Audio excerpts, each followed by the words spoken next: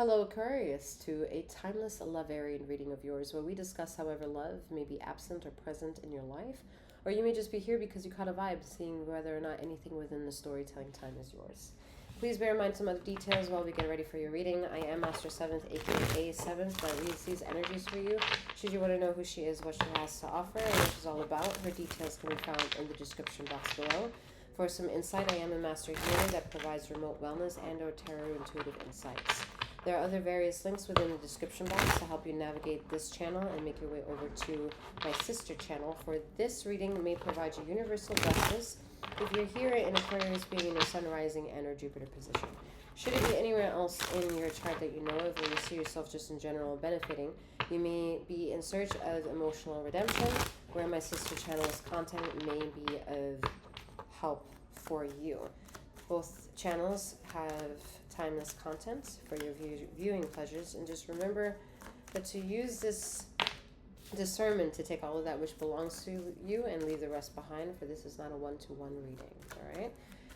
All right, going off. We're starting off with the Knight of Swords energy. So we're beginning to take control of knowing that if we're wanting to keep the things in our life, we have to show up to the meaning of why it has a presence in your life.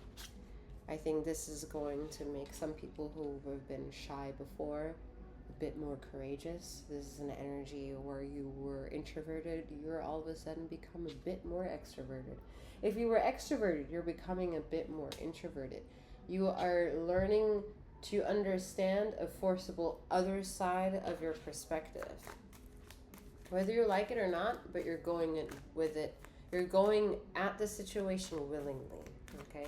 I do see it's an inevitable lesson, because this is part of like almost the inevitabilities in life that you really can't more or less gauge or know when they're gonna come. Yeah, look at that, the world energy. This is like, it's, some readings can be very cliche in the way they deliver, but sometimes the way you hear the messages may be just exactly what you need, as the 2-1 wants to come in to give more credit to what you want to affirm for yourself, right? Is it easy? No. Yet you're allowing yourself to be made,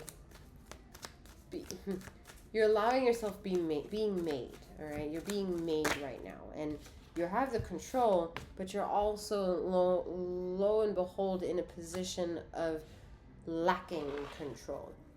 And that's something that you understand because you know you're lacking control. I think you're also learning that you're building control of that, all right? This is your whole energy of what we've been struggling to have you understand, slowly coming to very necessary end here. All right, I'm tired of reading this shit for y'all. I'm exhausted. It's not, the narrative ain't showing up because we're that close to closing it up, but damn is the blowback, the need for why we're closing up the cycle, a kaleidoscope of memories we don't need to address. Yeah, we don't need to talk about what we know. High Priestess and the 6 of Cups, you know what you know, and you don't need to explain yourself to no one. You don't. You do not have to explain yourself to no one. Anyone in the prestigious level of being an expert to help you be a resource in your life will tell you you do not owe them anything. You ask them for something, and so they will give you what it is that you ask for.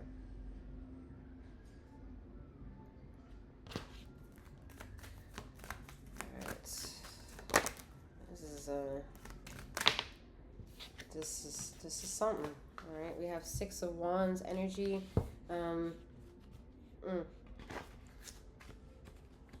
Yeah, some energies want to come and like pull you back in, but I think you're taking yourself so serious that you're not letting that happen. You're not letting something happen. Yeah, you just want to make sure that whatever transition you're transitioning into, that you go with it as a fair individual. And that's being very kind to yourself. Justice is here, so, you know, this is part of the inevitable wave. It's not about being contingent on whether it's going to be working in your favor or not. I think you're on that level of maturity that if you yourself have a solid understanding of who you are, you're okay with diving into the deep end of somebody else's life.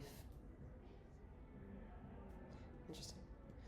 But either way, you're not, you're not going into this in this situation with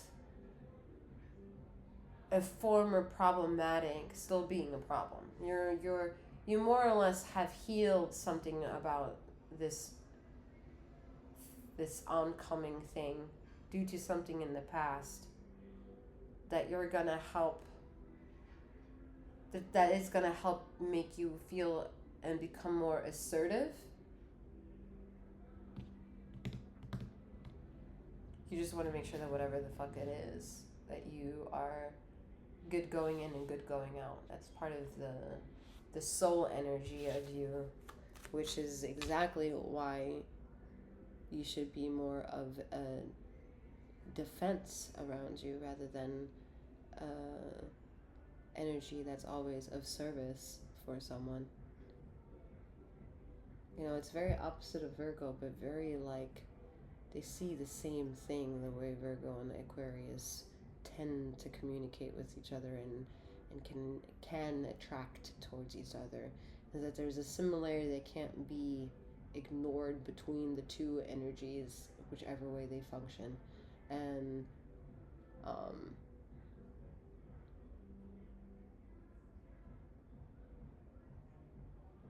what Virgo does in darkness, Aquarius does in light. And what Virgo does in the light, Aquarius doesn't want to admit they do at all. And yeah, that's a problem. That's a problem. It's a problem for Aquarius more so than Aquarius, I think, can maybe easily addressed, because their ego is very much attached to being a service of other people, because they're the water bearer. The ego energy, the devil.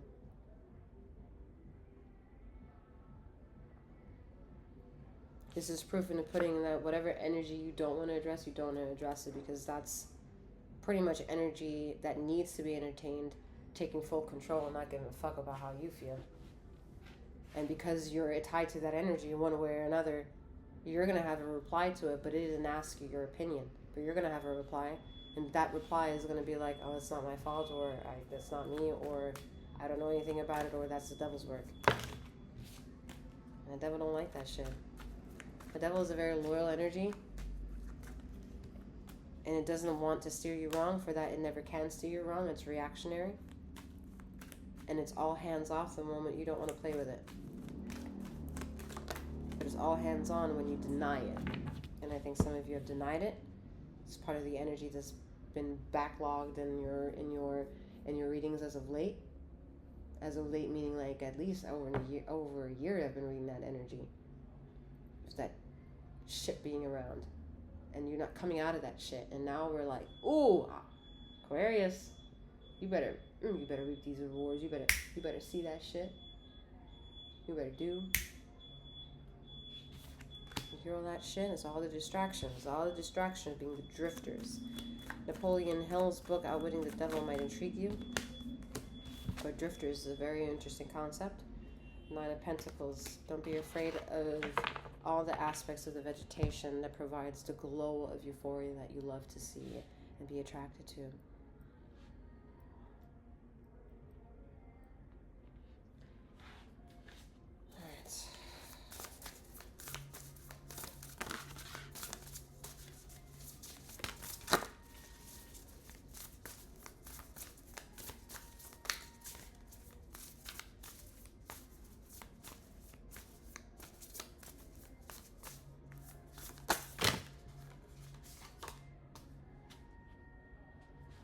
I'm hearing diet change, however that may mean for you. You have the Hangman and the Star card. I mean, like I said, it's about learning. What is this? Queen of Swords. Yeah. It's about learning where the vegetation looks like and what it means and what it entails. That also produces the glow of the light of that which it is that you're attracted to. Because the Hangman and the Star card is the yin and yang energies of pretty much major arcana in the way that they polarize each other's meaning. And then the Justice card is saying it controls that energy. And you know you're tagged into understanding that message because you're part of that frequency to accept that calling.